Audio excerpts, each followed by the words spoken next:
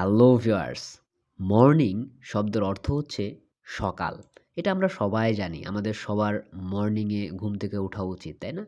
সকালে অবশ্যই ঘুম থেকে উঠবেন এবং সুস্থ থাকবেন। মর্নিং এর সিমিলার উচ্চারিত একটি শব্দ হচ্ছে মর্নিং। এখানে শুধুমাত্র একটি ইউ শব্দ বাড়তি রয়েছে, তাই না?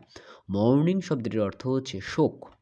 যেমন আমাদের আত্মীয়স্বজন কেউ মারা গেলে আমরা কি হই? মর্নিং হই, শোকার্ত হই। পরীক্ষায় বন্ধু-বান্ধব কেউ ফেল করলে আমরা মর্নিং হই, তাই না? শোকার্ত হই।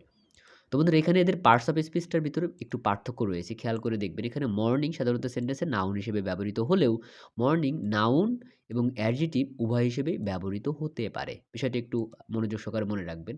তো এই দুটি শব্দ দিয়ে আমরা একটি সেন্টেন্স গঠন করব।